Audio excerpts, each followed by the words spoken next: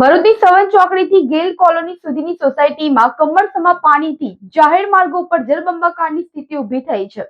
ભરૂચની ઉત્તર દિશામાં આવેલા શ્રવણ ચોકડી માંગલ્ય રેસિડેન્સીથી માંડી ગેલ ઇન્ડિયા કોલોની સુધી નંદેલાવ ગામ સુધી તમામ વરસી રહેલા વરસાદના કારણે જાહેર માર્ગો પર કોન્ટ્રાક્ટરોની કામગીરી અધૂરી રહી હોય અને રોડ ઊંચો બનતા અને સોસાયટીઓ નીચાણવાળા વિસ્તારોમાં જતા જાહેર માર્ગો ઉપર ઘૂંટણસમાં પાણી ભરાયા હતા।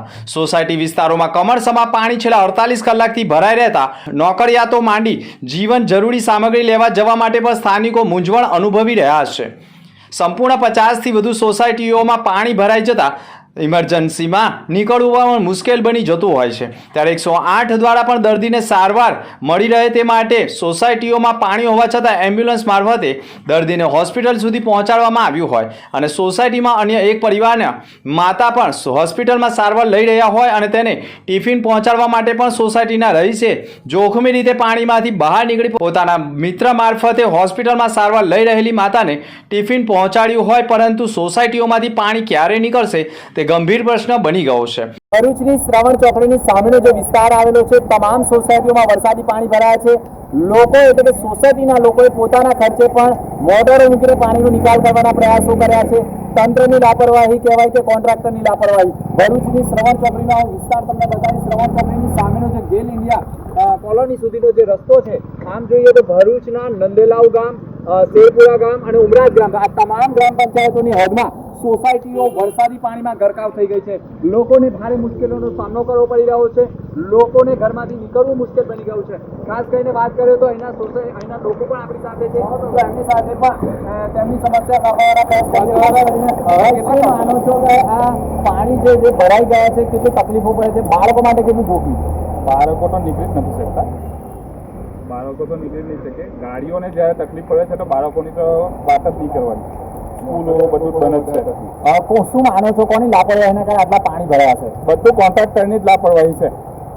કોન્ટ્રાક્ટરે ગેલ કોલોની સામે જે રસ્તો બાકી રાખેલો છે એ જ તકલીફ પડે છે બધાને, કંઈ છે નહીં બાકી। શું માનો છો, અત્યારે જે પાણી ભરાયા છે તમામ સોસાયટીઓમાં પાણી છે, લોકો કેવી રીતે નિકાલ કરતા હશે?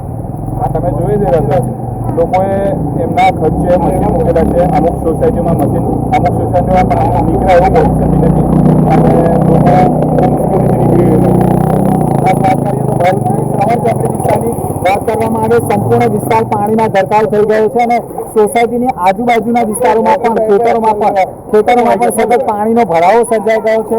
જે તમે આ ટેન્કર જોઈ રહ્યા છો, ટેન્કરની સ્થિતિ જુઓ, ત્યાં ટેન્કર પણ ખાડાના કારણે આખો અંદર ગરકાવ થઈ ગયું છે। લોકો જે ભારે વાહનો હોય છે, મોટા વાહનો હોય છે, તેના વિસ્તાર બની ગયા છે, જેને થયું છે। ખાસ કરીને રોડ બનાવવાનું કામ થાય છે, રોડ બનાવ્યા બાદ જે વચ્ચે જે અધૂરું કામ છોડી દેવામાં આવ્યું છે, જેના કારણે આ વિસ્તારની પરિસ્થિતિ ગંભીર બની ગઈ છે।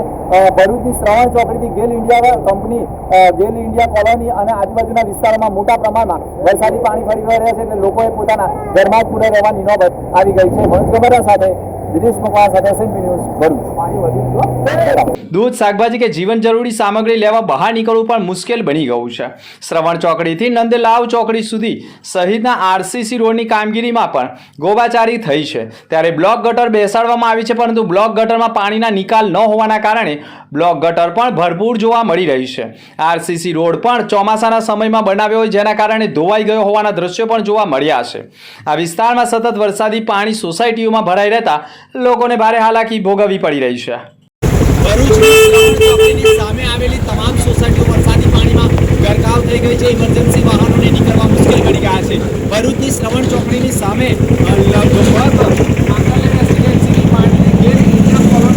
તમામ વિસ્તારોમાં વરસાદી પાણી ફરી વળ્યા છે।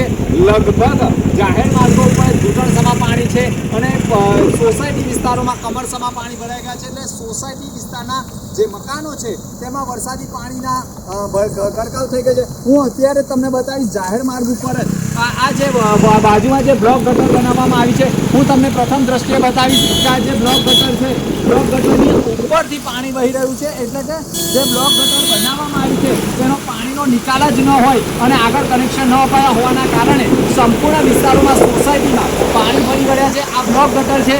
બ્લોક ગટરની અંદર જ તમે જોઈ રહ્યા છો સંપૂર્ણ ગટરની ઉપર પાણી ફરી વળ્યા છે. કોઈ પાણીનો નિકાલ ન હોવાના કારણે શ્રવણ ચોકડીની સામે જે વિસ્તાર આવેલો છે તે તમામ સોસાયટી વિસ્તારમાં પાણી ફરી વળ્યા છે. ખાસ કરીને સોસાયટી વિસ્તારોમાં જે સ્કૂલો પણ આવેલી છે તેમાં પણ લોકોને સ્કૂલોમાં પણ પાણી ભરી વળ્યા હોય તેવા દ્રશ્યો જોવા મળી રહ્યા છે. ભરૂચની શ્રવણ ચોકડીની સામે તમામ સોસાયટીઓ વરસાદી પાણીમાં ગરકાવ થઈ ગઈ છે. બિલ્ડરો દ્વારા જે સોસાયટીઓ ઊભી કરવામાં આવે છે તેનો પાણીનો જે વિકલ્પ હોય છે, જે પાણીનો નિકાલ કરવાનો હોય છે તેની કાસ ન બનાવવામાં આવી હોવાના કારણે સોસાયટીઓમાં વરસાદી પાણી ભરાયા છે અને જાહેર માર્ગ ઉપર પણ બ્લોક ગટર બનાવવામાં આવી છે. તેમાં પણ કનેક્શન ન હોવાના કારણે અનેક ગટરો ફૂલ થઈ ગઈ છે.